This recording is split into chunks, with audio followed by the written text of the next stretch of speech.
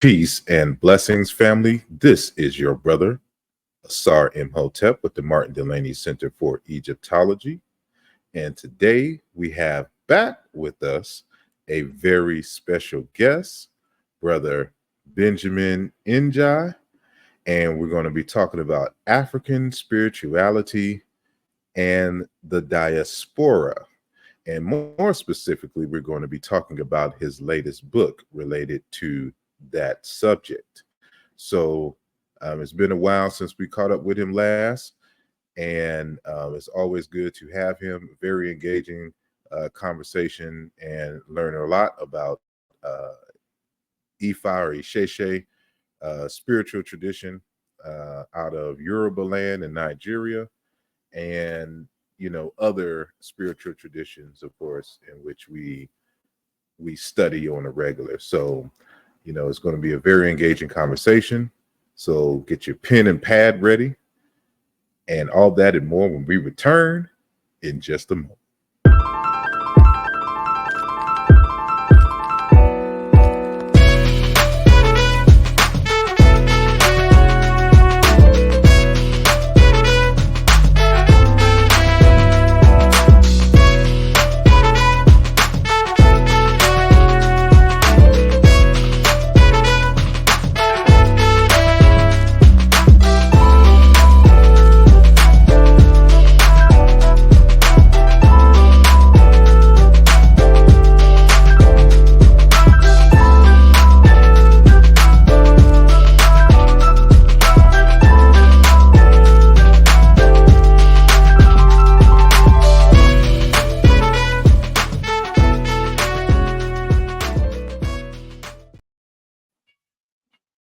And we are back. So welcome.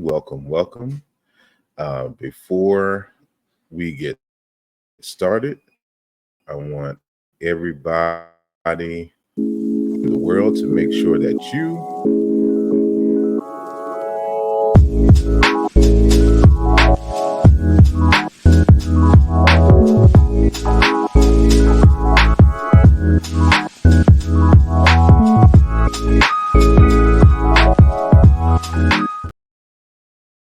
that is right. Hit the like button and subscribe if you are new to the channel. Make sure that you share it with your friends and colleagues, and please keep the conversation going. So, as I mentioned before, we will have our good brother Benjamin Njie, and we are going to talk about his latest book titled African Spirituality for Children of the African Diaspora. So we will get a little deeper to that in just a second. But if you have not already, make sure that you also check out the text by Dr. Chilimamlima Mukinge titled Muntu Wan Zombie, Portrait of Human as God's Special Creation, which you can get on Amazon, as well, of course, as Race and Identity in Ancient Egypt, Volume 1, by your good brother, asarimhotep. So without further ado, I am going to bring to the stage our good brother Benjamin, aka the Black Pantha, aka now Ogun Jinmi. Explain your Yoruba name. Peace, Alafia Mandala, baby for Houdier. Before I say anything, I want to say Mujuba Araba Adedayo Ologundudu, who is the person who initiated me to Ogun and Ifa, who has recently made his transition to the ancestor realm, to the old room. So I want to honor him before I speak on anything on your platform. Thank you for having me. My name, Ogunjimi, is not a name you will typically find in most circles, but it means Ogun has dashed me, or Ogun is heavy upon me. You will even see Ogun entrust me. So the basis of the name is Ogun has had a impact on me in such a way that it's kind of binded to my existence. So all of these things, dash, entrust, or heavy upon, denote that Ogun has chosen to be a part of my success, a part of my advancement, a part of my essentially my being as a person. So that is what Ogunjimi means, which is one of my Yoruba names. Already. Um, well, once again, thank you for coming back to the Mbongi and sharing your wisdom as well as uh, information about your latest text, your latest important text, which is African Spirituality for Children of the African Diaspora, which we will get into in a second. But since the last time you have been on as our special guest, what have you been up to? I know they drafted you in the NBA to play in the Caribbean.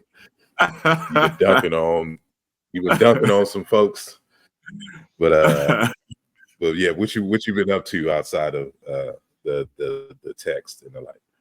Oh, well, for those who don't know, I still play professionally in the Dominican Republic in a league called the LDC, which is Liga de Champion. I think it translates to League of Champions.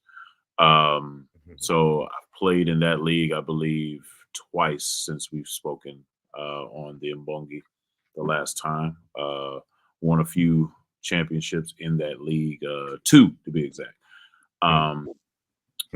Other than that, I've become a scout for that league. So I try to scout young brothers and sisters for that league in the DR because there's a women's component to that as well. So I've been doing that. As always, studying these Odu, studying these Oriki, studying these um, Ijubas, and learning more about the practice to one day earn the title of Babalawo. So with verses comes cooking and herbal bath making, uh, and the process and structure for certain rituals. So always on that scholastic path as far as Ifa is concerned, and as far as Ogun is concerned. Um, that's about it. Stay in the course, brother. Always moving forward like bullets. Forward ever, backwards never. That's we say out in H Town, but we mentioned your latest text, which of course I'm just going to keep re-emphasizing, African Spirituality for the Children of the African Diaspora, but you have some other texts that you have written or edited before. Can you just mention those real quick, or that you had your hands as a part of? Yes. I'm looking back because they're around here somewhere. I have uh, two Pan African journals. Killmonger's Corner Volume 1, Killmonger's Corner Volume 2, which you can find on Amazon, and Same Tree Different Branch Publishing.com. Those texts have a very sound cast of scholars and researchers and enthusiasts of other disciplines in those journals that came together to create a Pan African journal for a community at large. So Yourself, you have a article in one of the journals. I have articles, Brother Sean, Brother JC, Hughes. There are so many people. I can't even think of all of them. Unc Banu has an article in one of them. And I appreciate everybody that had submissions for both volumes of my journal. There's also art. There's also poetry. Uh, there's just different things in the journals for the community at large to glean from, as far as knowledge and as far as that entertainment value as well, for people that are artistically inclined to show their talents. So I did 2 volumes of that journal, and I also wrote "Is African Spirituality a Religion?" which is my solo text before this most recent one, where I dive into that question, um, breaking down the categories of religion that many people do not know exist, going into the Pew Institute and seeing how they categorize different religions in the world and where does the African religion fit in that narrative. And at the end of that book, we talk about some systems that you probably may not have heard of. Those systems are expanded upon in the text that you just mentioned, African Spirituality for the Children of the African, excuse me, Diaspora. So, yeah, in that book, I tackle that question, and I wrote a foreword in Spears of the Mossy Volume 1, which you should check out. You should check out all 5 volumes of Spears of the Mossy, but I wrote the foreword in the first one. There's a comprehensive textbook, Spear Masters, which I've also wrote a foreword and an article in that text. You can get that on Same Tree Different Branch Publishing.com as well. And I believe that is all that I've wrote. If I have forgotten something, somebody please remind me. Indeed. You like, you forgot that book? Oh yeah, I remember. That's how I'm getting now. With the books written, because I keep in mind stuff that I haven't published. Brother Umoja. I'm in the process of publishing. 1.5. You forgot about that one. Exactly. Well,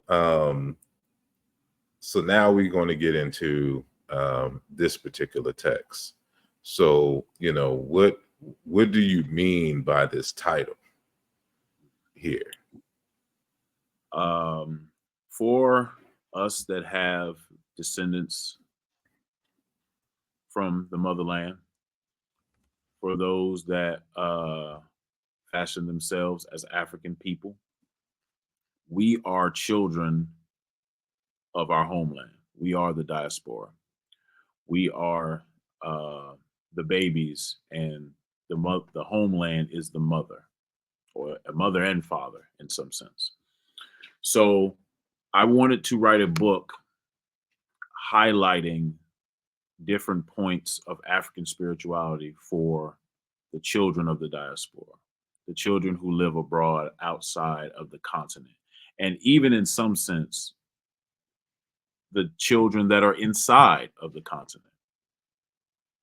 So I wanted to write a book highlighting different things in African spirituality that are often overlooked, that are often not expounded upon in a way that people can grasp them.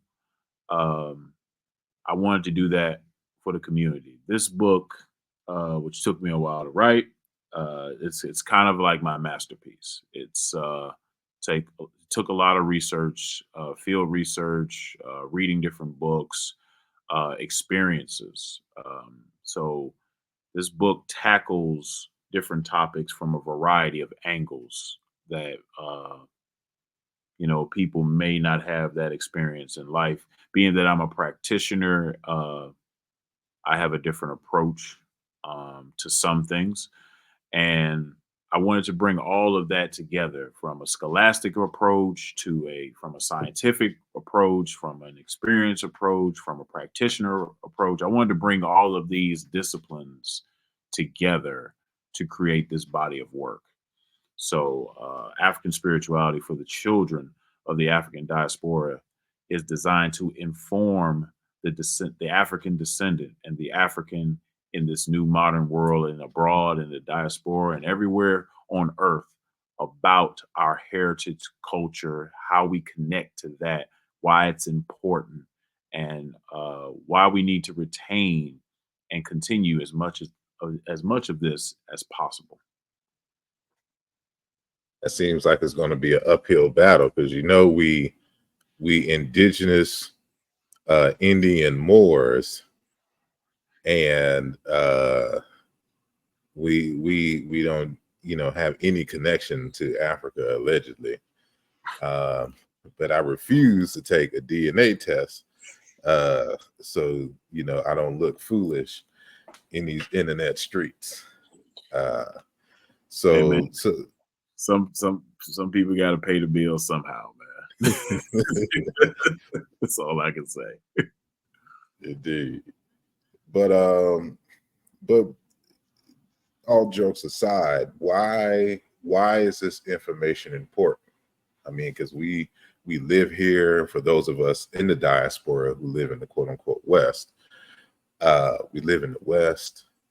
We have technology and science and all that Black cultural stuff that is allegedly very primitive. Why should we even want to learn about that when we have all this good European information that is serving us well in the present day? So well, right? We're doing so great.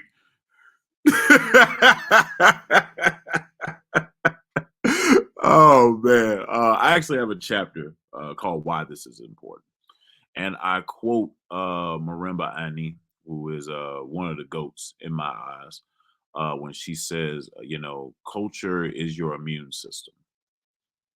And what she means by that in layman's terms is when you practice an indigenous culture of your people, or you understand an indigenous culture of your people, you get to see the world through their eyes. You get to see the world through our ancestors' eyes and understand the lessons and the trajectory that their minds took our ancient civilizations. And we can glean from that knowledge to solve problems in the modern day era. And in layman's terms, you can sidestep a lot of BS by just living your culture and being the situation that African people are in currently, globally, with all of the things and challenges that we have to endure. Our ancient cultures have already solved some of these challenges. They have information about some of these challenges. As as the old saying goes, there's nothing new under the sun. So these ancient traditions, which move and shape, they go through time. They're not stagnant. Therefore, they're not dead. They're not something in a ground or a corpse. So we can glean from this technology, this information to solve modern day problems.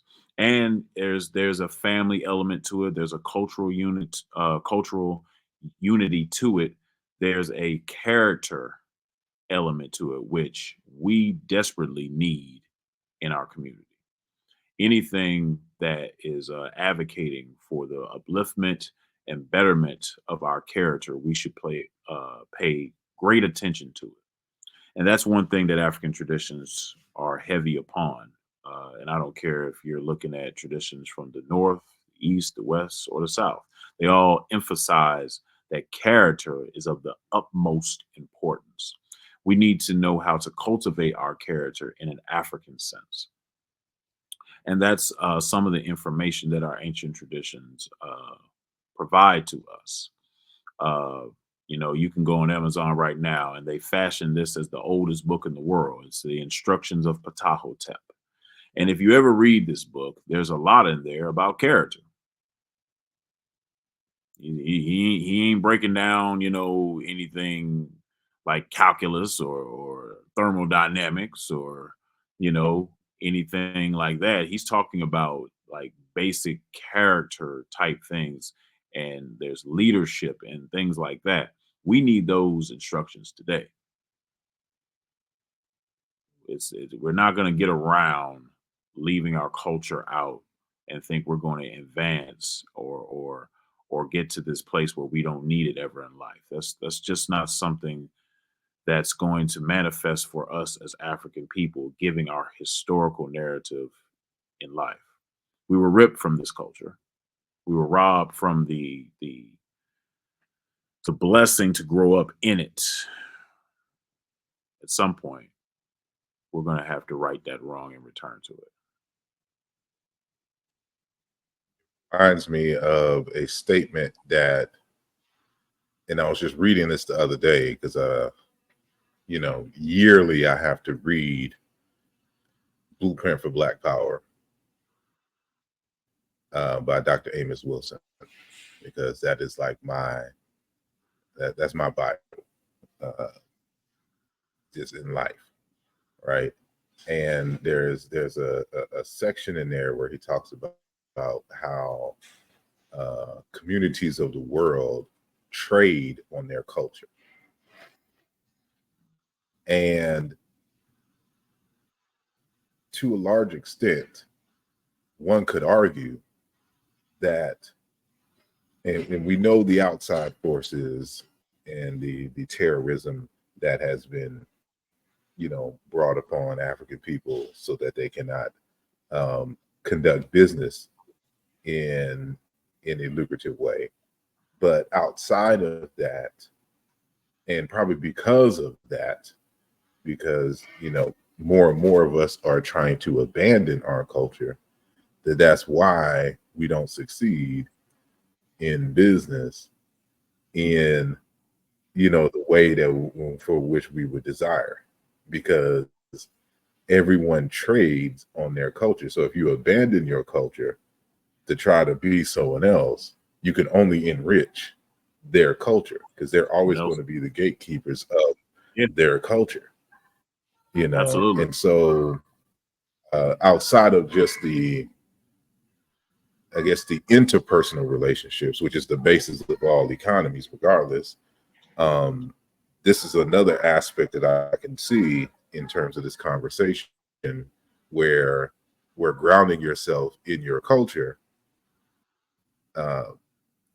is beneficial outside of the rhetoric of just white people came and enslaved us and we should be into African things because it is opposite the white man. Well, yes, it's a practical element, but it's a practical element to it. I mean, I lived in Saudi Arabia for 7 months. While I was there, it's impossible not to notice that Saudi Arabia makes you live their culture. They force you to participate on some level to what they do. Saudi Arabia is the home of Mecca, which is the home of Islam. Everyone knows that people that are Muslims adhere to a prayer schedule of 5 times a day. So 5 times a day, you are going to hear a loudspeaker recite Islamic prayers that permeates through the entire city, no matter where you are. If you are not a Muslim, the loudspeakers don't turn off for you. You're going to hear this. If you try to go into a store and purchase some goods around this time, you're either going to be turned away or you're going to be locked in the store until they finish praying. Because everything they do is still centered around their indigenous culture. There is no escaping their indigenous culture. If you go to a Starbucks, they have a line for married families. They got a line for families. And they got a line for single people. If you get in the wrong line, it could be trouble. Because you ain't supposed to be looking at their women, near their women. Like this is their indigenous culture. This is what they have built, and they force you to operate on their terms, which is what they do. They're not the only place that does that. The Japanese do that. The Chinese do that. The Americans do that. So, in regards to what you just said, why don't we do that with our culture? The answer is because we live in someone else's. So, when you, even if you go to Nigeria, even if you go to Ghana, even if you go to South Africa, even if you go to Gambia, even if you go to these other places, they are operating on someone else's cultural time of day. Yeah, you're going to see some African elements, of course, but their cultural time of day is entrenched in someone else's yard. So there's a practical problem in interaction, and this, like you said, permeates through economics, through education, through spirituality, through basic needs of life. This permeates through it. And problems start to emerge because we are still in these other people's basket, neglecting our own. And people say, well, it's not that big of a deal. Well, when you have children and you want to name your children in a traditional way, and the hospital is fighting with you because in your tradition it says you have to wait 7 days, but the hospital is living another person's culture, so they say you ain't got 7 days, and they give your child a European name because you didn't follow their rules. These are the problems that arise when you got your eggs in somebody else's basket. Now you got to go down there and change your baby name because they didn't name your baby John when you wasn't gonna name your baby John. You was gonna name your baby a name from your indigenous language, a name with meaning, a name with purpose, a name that was linked to their destiny, a name that may be linked to their father or grandfather or something that was meaningful and passionate towards the family lineage that would carry cultural inspiration and pride. You got to go change it because they named him John because you was taking too long. These are just some of the problems that arise. So to your point, that cultural time of day and trading on your culture is just practical means of civilization that we take for granted, but is so important as far as advancement and protection of civilization and our state of being. All of this is linked to our cultural, which is linked to our spirituality, which is linked to our language, which is linked to, how we see the world. But we don't think it's that important until these type of problems start to arise.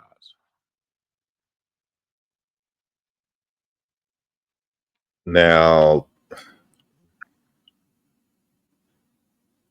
what is the age?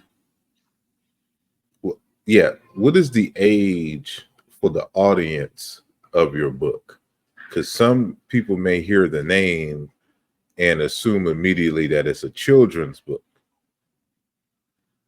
and not so just for clarity for those, so they know the who the audience is for this particular book. Of course, I have a target audience of young adults, around 15, I believe you should start learning things like this. But honestly, this book is for all ages. This book is rated E for everyone. Anyone that is interested in the cultural African experience that we are, of course, not taught in school, but that has been kind of swept under the rug, even to this day. Uh, you know, with the emergence of Afrobeat and being African is cool now, the cultural element still is behind the driving force that's pushing that. So it's cool, but you know, when people mention different deities in songs or this, that, and the third, they still get, you know, the side eye. They still get the the over the shoulder, the cold shoulder, so to speak. So naturally inquisitive minds are going to gravitate to, you know, what were we doing before the dominant society has instituted monotheism in such a big way. And if you have that inquisitive mind, this book is for you. One of the things in the beginning of the book that are probably people are going to draw attention to is I discuss some of the pitfalls of what we've been doing already. So if you've been around, you know, over the last 10, 15, 20 years in this Black empowerment, conscious community, woke community, whatever it's called to you, you know, there have been some mistakes. Some of these mistakes have set us back scholastically in great detail. So I talk about how we've latched on to other cultures, even outside of monotheism. And we've tried to Africanize those components. I talk about that. I talk about our attachment with Hinduism, our attachment with Buddhism, our New Age uh, phenomenon in which we have tried to implement African elements where they do not belong. I did that because I think it's important to wipe the slate clean and start with a solid foundation if you are going to learn about African culture, spirituality, and just ways of life. Because you may have some preconceived notions they may hinder your development and education in this manner. So that's one of the first things I do in the book. After that, I talk about why it's important, which we've talked about. I also talk about. I have the book right here. I also talk about, which I think this is very, very important. What are we even talking about when we say African spirituality? What are we talking about? What is that? And of course, I introduced the umbrella term Kimoyo to some that have never heard of this. I introduced it in this text because it's important to say or define rather what are we saying African spirituality is, because people get fast and loose with those definitions, and we need to hone in on what it even looks like. So the vitality, the dynamism, as our great Dr. Fukiao mentioned, I attempt to define that and show examples in this text. Speaking of, because I'm putting together, I'm trying to put together a simple, and it's harder for me. It's not hard in general, but it's harder for me to make a simple general introduction to Kimoyo. Good luck. Because you know, and I'm not saying that it's hard to understand. It's just I have a habit of wanting to go it's deep.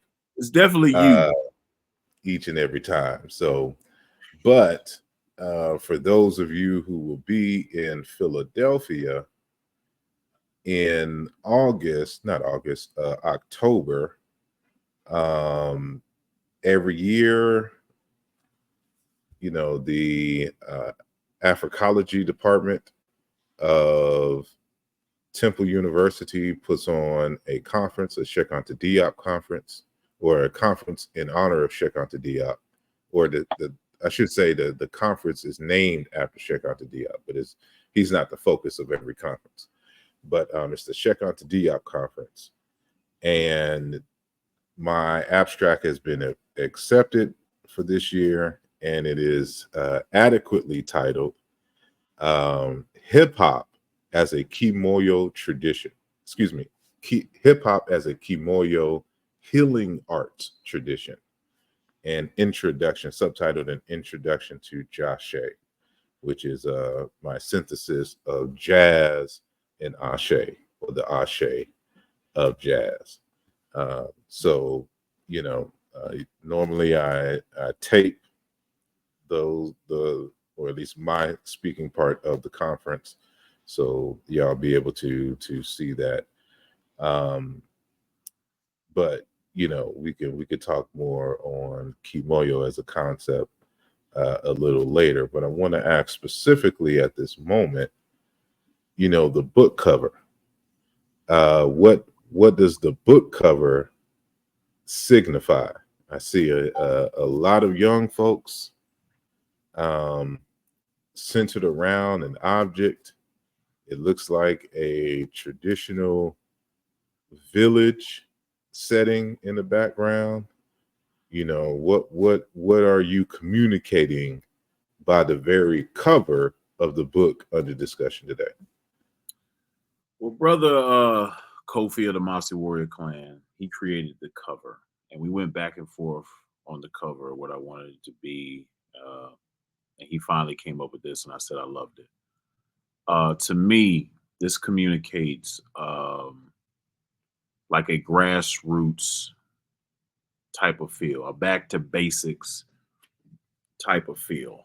Uh, the children representing the children of the diaspora, of course, but in the middle, uh, this icon, this representative of a deity, this teaching, informing, instructing element who is teaching the children from a basic level.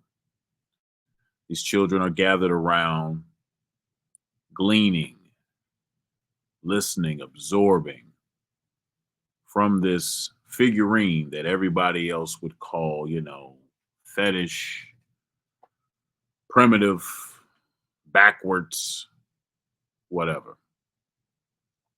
But this is our tradition. This is our reality as African people, and we can see how you can see like the three people in the background to your left. You see that. You see other people to the right. That those are the elders. Those are the members of the society as they watch the children learn as they have learned from this element that informs them of their cultural time of day.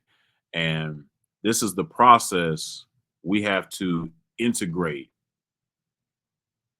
if we want to advance from where we are. I always say this this metaphor: a ram draws its power by taking a step backwards. We have to take a step backwards to propel ourselves forwards. And this cover represents that action.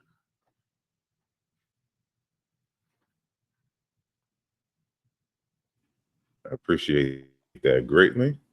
And I don't know to how well y'all can see, but of course, when you purchase the book, you'll be able to see it more clearly. But you do see, for example, in the main house in the back, three elders there, and then there's some more on the right hand side there. And so you can like I would, as and what do they say, as an observer, inside and outside observer, you know um, I could give an interpretation of the children. Like there's an unknown elder that's that you can't see in the screen. I mean, you can't see on the cover, but it's behind. You're looking at the eyes. You're looking through the eyes of the elder. At the children. Who Like are that. learning, and you are explaining, or the elder is explaining the significance, uh, of the item sitting before them. Um, but it reminds me of some, like, I don't know if it's Umoja Volume 2, where I cite some texts where because I mainly deal with linguistic stuff, and how the word for ancestor in many cultures is used for the elders, right? Because of their age and proximity. So regardless, the children are learning directly from spirit, that is uh, channeled in two different forms. So you have the crafted form right there, and then you have the living form as far as the elder is concerned. Both deities, both spirits, Yeah. because spirits are living entities, and depending on the character and how revered in the community a particular elder is, um, they are often in certain communities seen as spirit, um, Mhm. and there's no uh, demarcation, separation. Matter of fact, uh, Don Core, Nana Don Core, the chief king of a community out in Ghana, talks about how, when a king is throned, of course, everything is their ceremony and ritual for everything. He is made into a spirit, right? And the same thing is discussed by Dr. Chilima Mukinge in this text here, Muntu Wan Zambi, among the Baluba people in Central Africa. Like, you can be made a spirit Yeah. while you were living. Same. It's the same in the Yoruba concept. You are becoming a deity in Exactly. respect. They are putting you amongst the ranks of divine entities. You will have the ashe to speak with authority. You will be revered uh, as that deity. That's one of the reasons you'll hear people say, "Well, how many Orisha are there?" And they always say 401, not 401, 401, because one Hmm. in this regard is always left for the incoming ruler, the incoming Hmm. or Oba or Alafin or Oni or whoever is the ruler of said society of or kingdom of people. That person becomes divine, and we even see that in ancient Egypt with the Shemshu Herus, the kings that followed Heru, and they are now binded with that nature. They are now binded with this example to be. It's just a kingship element as far as African civilizations are concerned, which I believe you covered in Nisu Biti in your work. Um, but yeah, we definitely see that as a constant staple in African leadership and kingship, and it's things like that I talk about in this text as far as the commonalities amongst African traditions.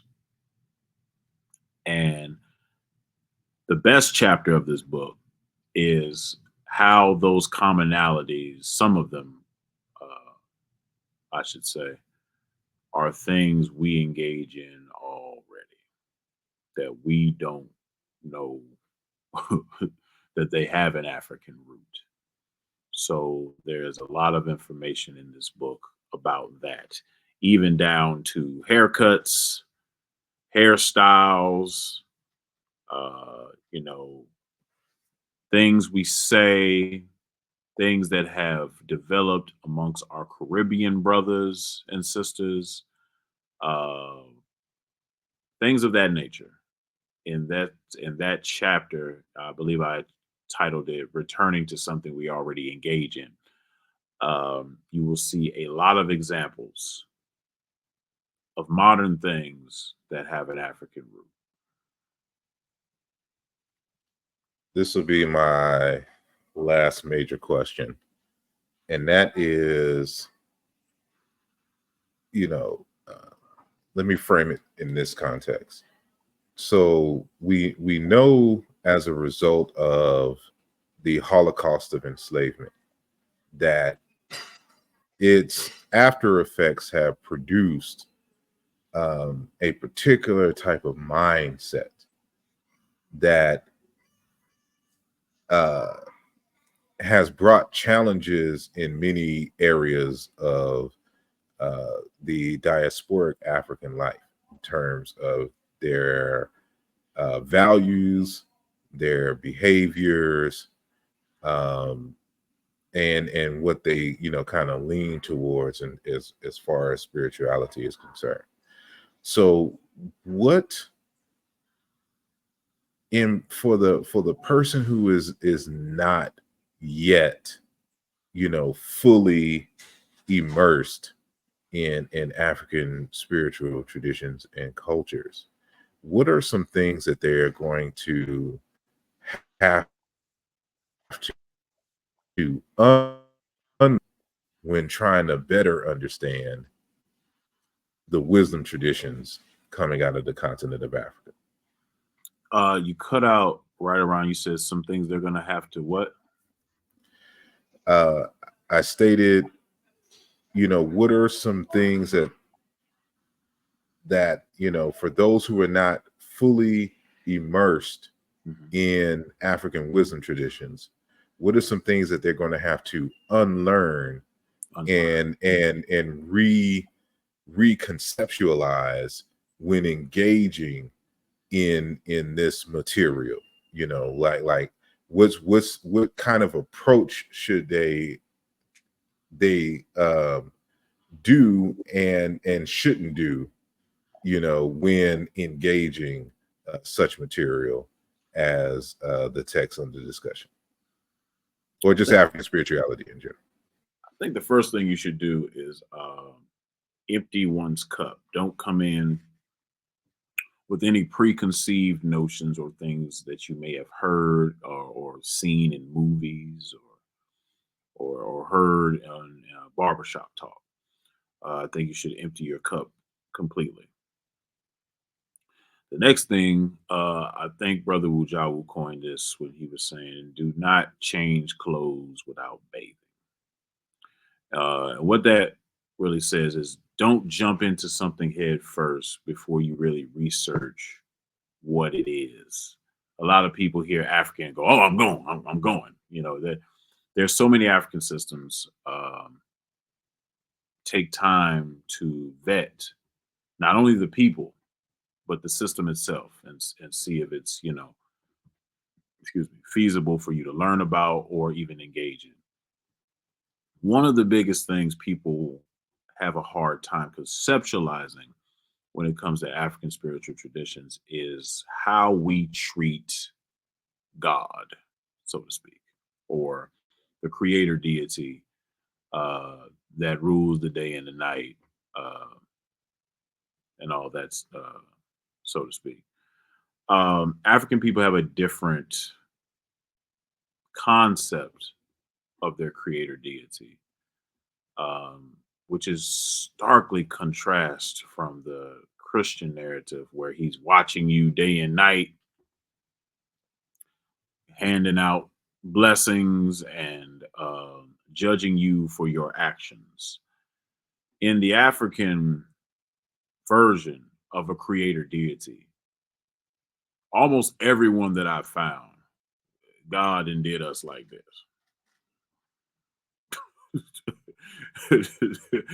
I mean, he orphans man in some way possible, um, and has assigned the task to lesser deities to work with us for the harmony of the world. But the big man, as we say in some church, the man upstairs, the Almighty, he he really ain't got time for us in African spiritual traditions. That's why you rarely see shrines devoted to the highest deity in the pantheon. Um, there's no initiations to the highest deity of the pantheon. Of course, there's stories, there's legends, there's folklore, but as far as you going directly to the source and airing your grievances or prayers or sorrows or whatever it may have you, that element is pretty much absent from a lot of African spiritual traditions. And the lesser deities in rank, not in importance, but the lesser deities and spirits and other things in the pantheon are more close to home for humans to interact with. That is something a lot of people from the monotheistic mindset will have to wrap their head around because monotheism operates in a different way. So I think that alone is going to, spin people's heads around when you talk about um, studying or engaging in African spiritual traditions. And another one I would say is the element of work. There is an element of work in our spiritual traditions. We don't just sit around and pray and hope and wish. There is something you will have to do. There will be some type of thing you have to sacrifice, whether it be time, whether it be food, whether it be a color, or whether, and we haven't even gotten into, animal sacrifice. But there's something to be done. There's going to be something you have to physically do to manifest what you want to happen. And that's another stark contrast from monotheism, where you just kind of ask and, you know, pray and, you know, or as the Bible says, pray without ceasing. Uh, we pray a different way. We pray with action. We pray with intent. We pray with materials. We pray with purpose and work attached. When you come over to a African spiritual practitioner's house to pray or to do some type of ritual or ceremony for whatever you are trying to accomplish, it is going to be work. It is going to be activity. It is going to be agency. It is going to be something that challenges you. So that's another thing I think people are going to have to wrap their heads around as far as spiritual traditions are concerned. Um, and the last thing I would say is, um, the earth to us is sacred and everything on it. So we are not, in a traditional sense, we are not polluters. We are not destroyers. We are preservers and keepers. So we look at everything on earth as something we can use for the benefit of the society. So there's an old African saying that, the earth is a satchel of medicine. So everything can be used in some sense if we know how to use it. So you will start to look at your surroundings a little differently when you come into African spiritual traditions. You won't look at that lake by your house the same anymore. You won't look at that forest, that shrubbery, those plants. You won't just want to cut things down. You'll look at your surroundings in a way different than previously when you come into African spiritual traditions.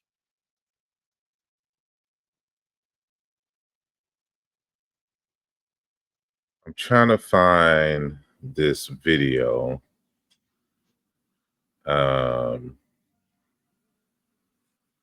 That I want to play real quick. And I just gotta find it. Let me make sure. There we go. And it's uploading right now, and I want to get your response. Okay. From this short video clip from our good friends at TikTok. I'll be downloading TikTok videos. What is this going to be? You said TikTok. Now I'm nervous. I should have had this, but hopefully it's the right video. But you can never go wrong really with this commentary. So even if it isn't the right video, we can argue that Spirit said, "I want this to be discussed." At this moment. But while that is uploading, let me see. Is that the same? And I think all religions.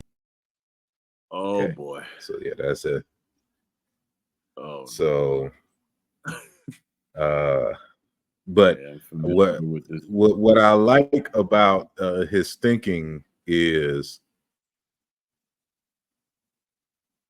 it's just when you think about like an African way of thinking, it's just different, and so it's on the question of like this is an aspect of spirituality which many may not consider, but it goes both to the underlying philosophy and then the practical applications of it. I just wanted to and I think all religions, be it Christianity, be it Islam, the whole pilgrim age story to Mecca is not meant for anything else except just to focus the Muslim mind to the black stone and leave everything else behind and walk around as a group and do some chants around the group. For the moment, you are not yourself. Yes. You are a group of an army that is fighting the wars of Allah. Allah Akbar. We are all in one space. Christians go to Rome, go to camp meetings, go to retreats, go to trying to do the Buddhists, go to the mountains. Yes. But at the end of the day, the secret is they're trying to quieten the mind. But in the African space, our expression is different. It's the sound of the drum. It is the dance. It is the stomping of the ground. It is the sweat. And imagine when you are stomping on the ground, the stresses that you are letting go of your system. It's not just an exercise, but literally the whole body is beginning to get a vibration around where I am and where I am coming from. And in some certain cases, in the moments of those dances, your kundalinis begin to arise from the lower part into the space of the spirit. And other people have been able to translate, transform, transport themselves into spiritual realms during some of those dances. And the drum must be loud enough so that it blocks away all other patterns of thinking. There's no way you can think when the drum is playing. Boom, boom, boom, boom. And the singer patient, you're trying to think, where's my rent, where's my what? And your mind is telling you, not now. Not now. And the minds of the community are channeled into a certain common space where in there, when you come back later, you're tired and you can rest and sleep and find that spiritual comfort that we find. So it's different ways. Yeah, so that's the video clip from our good elder Maponga out of South Africa, and he brings up a pertinent point about, you know, an aspect of African spirituality connected to the drum, and I'll be playing part of that clip in my lecture at the DIAP conference, because he talks about, like, there's going to be my focus is going to be on the hip hop, on the early developments and how the dance was seen as a healing modality for the African Americans, you know, in the early 70s from the Bronx, and how that's just part of the culture. So this kind of leans into what you're talking about. There's these commonalities that we may not think about, you know, that are there. But in this particular instance, you know, outside of the dancing and the rising of the spirit and the like, as far as the healing and stuff goes, and its connection to the drum. And I want to know if you had any conversation about the role of the drum and the role of music and the role of dance in African spiritual traditions. Yes. I definitely cover that, and returning to a practice we already engaged in, as far as the musical elements that we even use today and their role in African spiritual traditions. There's an instrument called the agogo, and the agogo we've come to know it's been sampled in so many hip hop songs. I think they said like hundreds. Like it's amazing, and no one knew what the name of this instrument was, and it's called agogo in Yoruba. I'm sure it's called something else in other traditions, but the drum is what invokes the spirit, along with the words that come with music. But the drums, it's like it calls spirits forth. It calls things to happen. It's a call to actions. They used to have drumming on like war grounds. You know, they drum during initiations. They drum during childbirth. They drum during funerals. Drumming is an essential part of African phenomena in general. We have different drums that do different things. You know, you have talking drums like doom doom. You have like bata drums that, you know, invoke certain deities. You have bembe drums for certain other deities. You have budu drums, which is said that is the first drum in Yoruba phenomena and culture. And all these drums have stories. All these drums have ways to play them. They're even made in a certain way. There's even a deity of the drum in Yoruba society, Ayan. So when you look back in African culture and history, and they say, well, you know, when we got to plantations, they banned drumming. Yeah, I can see why. Drumming is such an essential part of our being that I'm sure when they heard us doing our thing or they drum, they were, oh, hell no, stop that. I don't know what you're doing, but I don't like it. And to our elders' point, other religions around the world, they're in solitude, it's quiet, it's structured in a manner in which, you know, you have to quiet yourself. Not us. You gonna hear exactly everything we talking about in an illustrative manner. There's gonna be some singing, some drumming, some dancing. For a lot of these, for a lot of worship in African traditions, you got to be in some kind of shape. I'm gonna be honest with you. If you wanted the dancers or the drummers, you you better stretch, because we ain't got no timeline for when this ends. You gonna be playing until we done. Like, and that's why a lot of drummers, they give them, you know, money and food, and you know, they're well taken care of, because this is a hard profession. I told somebody this the other day, and just speaking about the Yoruba tradition, the drummers are sometimes the most knowledgeable people in the room, because in certain aspects they have to drum out rhythms and patterns for verses. They have to know the verse to drum it. They have to know the story to drum it, so everybody will know we're talking about this.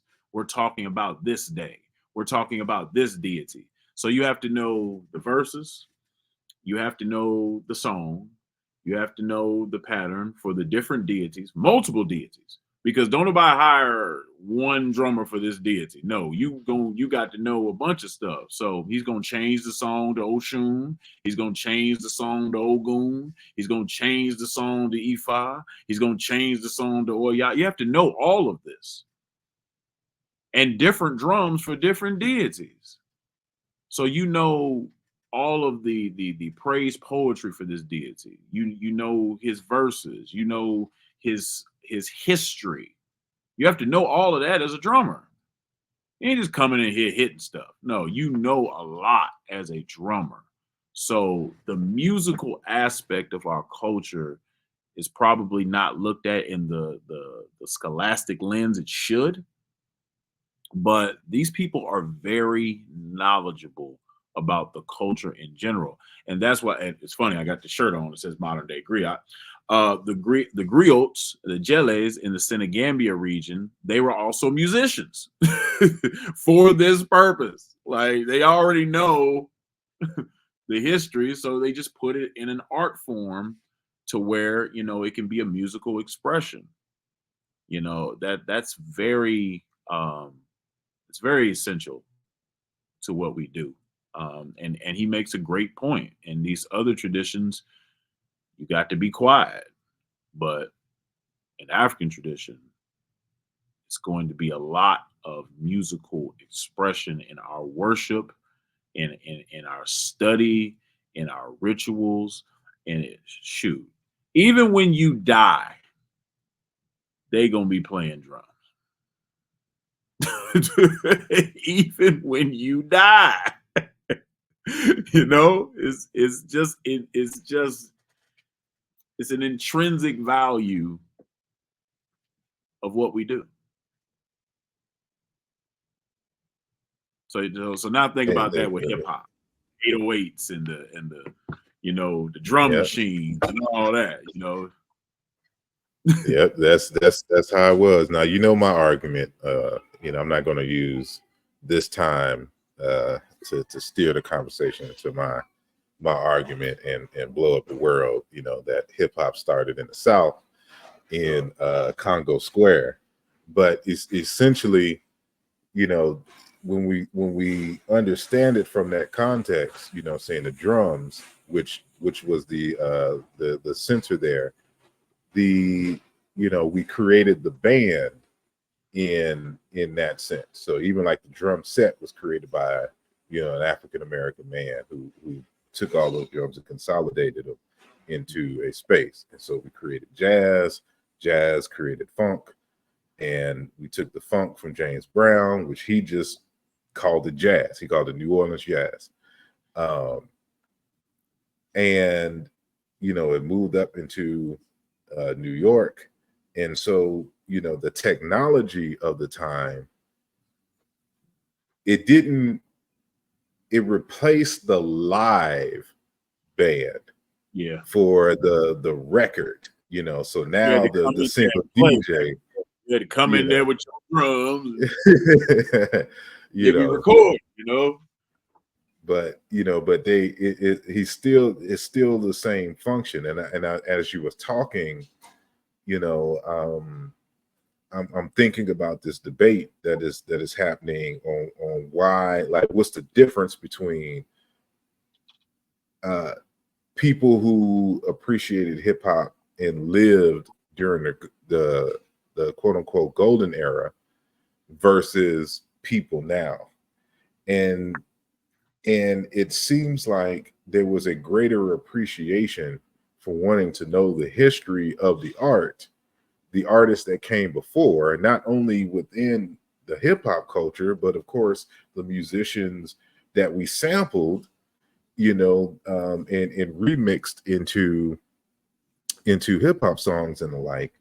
Whereas that sense of ancestral reverence is no longer part of the larger quote unquote hip hop community. And I think like that aspect, if like we were to incorporate that as part of the gatekeeping process, like we need to give a name for like folks who are official because they went through that process of learning that history, you know, and creating music and songs directly to those greats who have influenced heavily the very art that we are.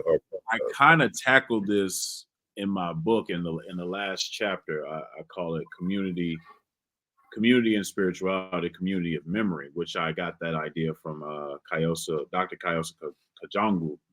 He talks about that community of memory, and hip hop needs a community of memory.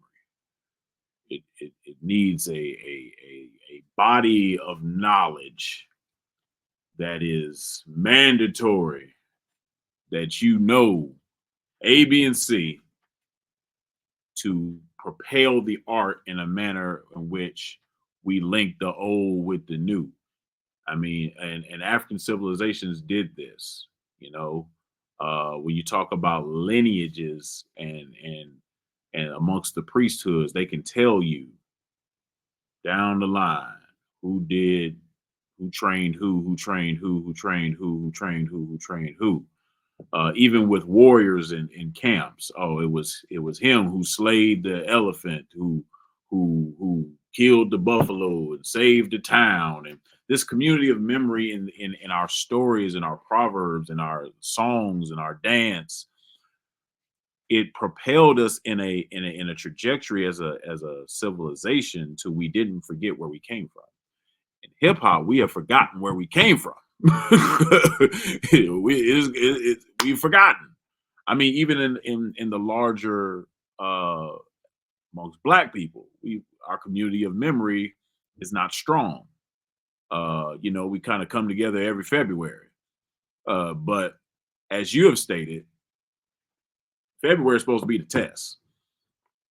We're supposed to be learning until we all year round till we get back to this point. But our community of memory is not operating in a manner in which it's efficient. So our culture is suffering. Our hip hop culture is suffering. Our education community is suffering. Our social interaction is suffering. Our economics is suffering because we are not engaging in this community of memory to get the knowledge and eat from those fruits, from those lessons that we've already paid the price for. So you have new people that come in and they jump in the hip hop game and they sign these crazy deals, right? But they didn't learn TLC and the other artists from the rest of the year, we'd already signed these crazy deals. Why would you do this? Now you a slave to the record company. No, we were supposed to be going forward. Like, this should have been in our community of memory. and it's not, you know. Sad. Yeah, Shane. Well, I want to thank you for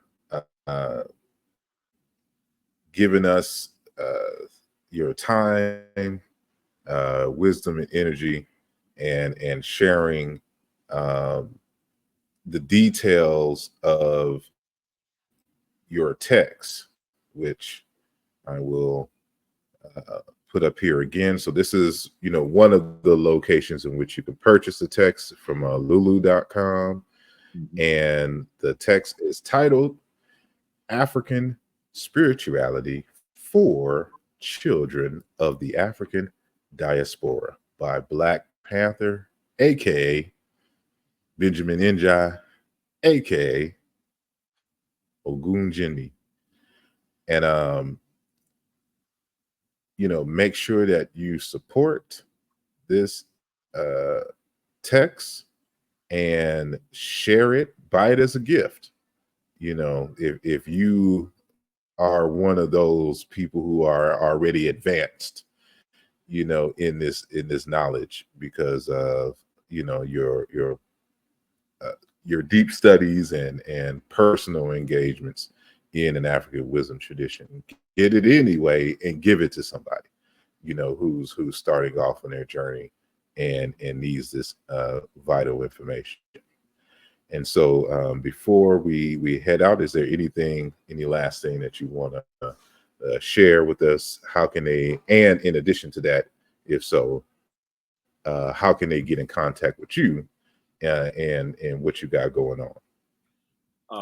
Just to kind of piggyback on what you said about for the advanced practitioner, because of course I talk about the systems that are predominantly in America, Akom and the Kemet traditions and Isheshe and various elements of voodoo. But I also talk about systems that people may not have heard of, which is Ekpe, Afat Rug, the Sangoma tradition, Poro Sande out of Sierra Leone, Eshulalo Ashawena out of Senegambia. So if you're an advanced person, you can still glean from this book. To get in contact with me, I am at Black Panther Masi on Instagram. It's probably the best way to get in touch with me. I'm Benjamin Njie on Facebook.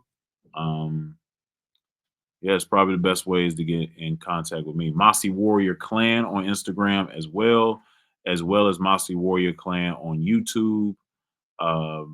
So those are the ways that you can get in touch with me. I would love your feedback. And if you're interested in getting involved in African spirituality, you can also use me as a resource as well.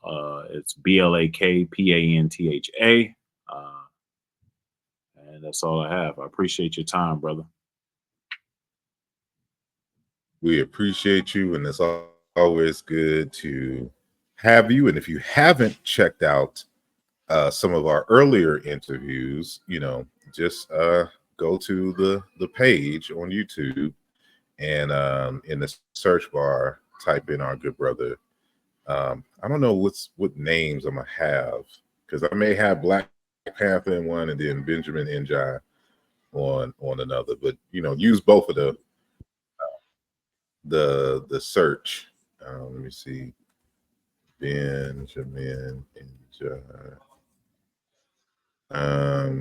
So yeah, one comes up, and Benjamin Njie, Killmonger's Corner Pan-African Journal. That was from 3 years ago. And let me see. No, that's another Black Panther. Well, something comes up, but it's not focused on you. because I think you probably jumped on a live on this one. But just type in both of the names and the videos will come up, and you'll be able to see and hear some of our earlier conversations as well. So with that being said, I do appreciate each and every one of you for checking us out. Make sure that you, again, hit the like button and subscribe to the channel if you have not already. And we will hopefully again have our good brother back on the program as he releases another text, or he comes out with an Orisha song album. He was humming before the program started, so we're gonna push him now to do the Orisha album featuring DJ Khaled and Kendrick Lamar. You know what I'm saying? No, it'll be off the chain. So make sure y'all check that out in the near future. But enjoy yourselves, hug your loved ones, and we'll see you next time. Peace. Double.